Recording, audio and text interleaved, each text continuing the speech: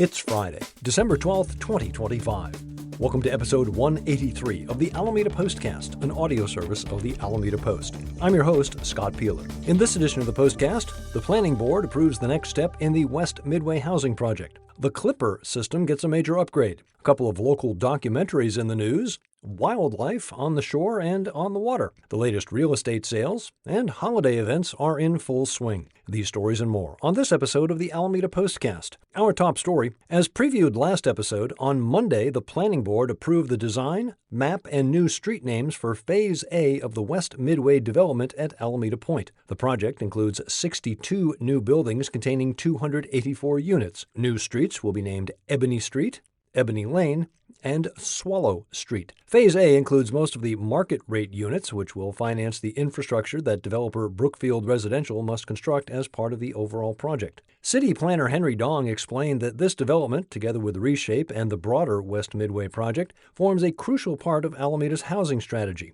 Across both projects, the city anticipates 801 total units, including 201 replacement affordable units, 162 new affordable units, and 44 workforce units, all of which contribute to the housing element goal of producing 5,353 units by 2031. You may wonder what the term workforce units means. Staff explained that workforce housing is typically smaller, simpler homes that are naturally less expensive. Workforce units must initially be sold to households in the 120 to 180% area median income range, but after the first sale, the units are no longer income restricted. For Alameda County in 2025, the AMI for a four-person household is $159,800. By contrast, affordable homes are intended to ensure that lower and moderate income households can live in the community. Such homes are deed restricted to ensure they remain affordable for future low to moderate income buyers. Low income refers to households earning up to 80% of the AMI, while moderate income refers to households earning 80 to 120%. In reaction to public comment, staff noted that the project does not exceed the Alameda Point unit cap, is outside the historic district, so additional historic review is unnecessary, and that environmental impacts were already analyzed in the Alameda Point and General Plan environmental impact reports. At the same meeting, the board also approved the removal of 65 trees and the planting of 101 new trees related to the construction of the Clement Avenue Tilden Way Improvement Project. 4 of the 65 trees to be removed are protected coastal live oaks, but their removal will be offset by the planting of 8 additional trees of the same species. Full details on the meeting, including artists' renditions, maps, and housing designs, in Karen Jensen's article at alamedapost.com/news. This past Wednesday, the 24 Bay Area transit agencies that accept Clipper for fare payment initiated the long-awaited launch of Next Generation Clipper, or Clipper 2.0. Among the upgrades, the use of a cloud-based system that will allow added funds to be used immediately rather than dealing with the delays many of us have experienced while waiting for funds to show up on our card. Also, the new Tap and Ride feature will let riders pay adult fares through a Clipper reader on a transit vehicle or station fare gate using contactless credit or debit cards and mobile payment methods such as Apple Pay or Google Pay. More so than the tech, the best part of Clipper 2.0 may be the reduced and eliminated transfer costs. Riders will receive up to a $2.85 discount off the adult fare on their second ride and any subsequent ride with any Bay Area transit agency, as long as those rides occur within 2 hours of the first one. Here's a perfect example. If you take the ferry from Alameda to San Francisco, you'll now be able to take the Muni to Fisherman's Wharf for free or grab BART for no added cost. Not all of the Clipper 2 benefits will be available immediately, but Ken Durr has all the details, including links to the Clipper 2.0 savings calculator, so you can see what you'll be saving. Find Ken's article and saving examples at alamedapost.com/news. Alameda is ready for its close-up. A couple of documentaries in the news. The Tap Dancing Christmas Trees 3 Generations on Parade was selected to be a finalist for the Christmas Fest Film Festival. They will screen the documentary on December 15th in Pasadena. Closer to home, Altarena Playhouse will screen the documentary and present a performance by the Trees Saturday evening and Sunday afternoon.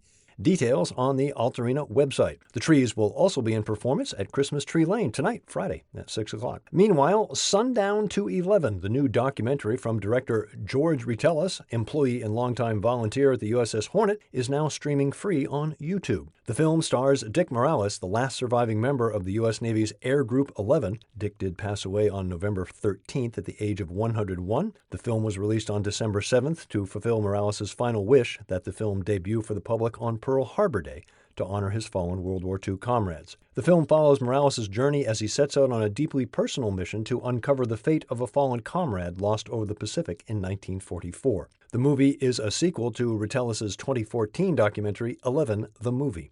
Story and a link to the film at alamedapost.com/arts. Alameda gets lots of visitors and lots of birds, and we get visiting birds. One bird caused quite a commotion recently at the Elsie Romer Sanctuary on Shoreline Drive. We get lots of pipers, but a sharp-tailed sandpiper is something else entirely. The last time that species was spotted in Alameda was 1988. As you can imagine, word spread quickly through the birding community, and thankfully, birders brought their best photographic gear and were able to document the sharp-tailed sandpiper for all to see. Adult sharp-tailed sandpipers are usually nowhere near the Bay Area as they migrate from eastern Russia and eventually wind up in Australia. However, juveniles make an initial flight to Alaska, then set out on a 6,000-mile trek past Hawaii and the Solomon Islands, before heading to the wintering grounds.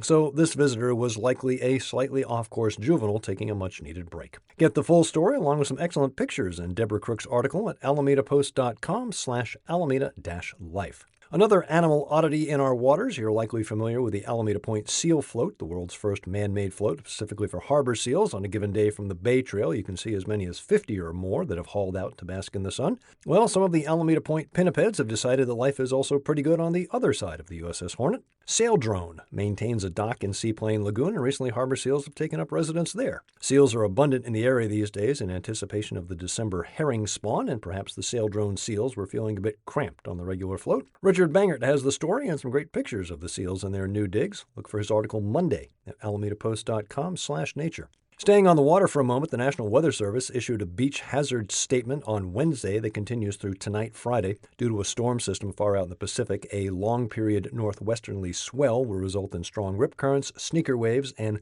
breaking waves of 12 to 16 feet along the coast from Big Sur to Point Reyes. So if you're on the coast, just be extra vigilant. As we do every 2 weeks, look at the latest real estate sales, courtesy of Liz Rush. Sales slowing down a bit around the holidays, with 10 homes changing hands from November 25th to December 8th. 6 of those homes on Alameda proper, 4 on Bay Farm Island, prices ranging from $870,000 to $1,622,000. Time for listing to offer is back up with an average of 35 days. Interestingly, while 6 of the homes sold for above asking price, the remaining 4 closed for less. 8 conventional loans, 1 VA loan, and 1 all-cash deal. Full details in Liz's article at alamedapost.com/real-estate. Alameda Unified School District now accepting nominations for Teacher of the Year. Anyone can nominate a teacher. Deadline January 5th. Also, a ribbon-cutting ceremony for the new Encinal High athletic field will take place on January 9th at 3:30. Full details on both those items, including a link to the Teacher of the Year nomination form in Susan Davis's article at alamedapost.com/alameda-life. With the holidays in full swing, there are events to keep even the Scroogiest busy and happy. Amanda Laird has brewed up a big cup of holiday cheer in her All Around Alameda column. Musically, there's the Alameda Community Band Holiday Concert tonight, Friday at the Mastic Center. The Alameda Sings Winter Concert at Veterans Hall Memorial Building Saturday night.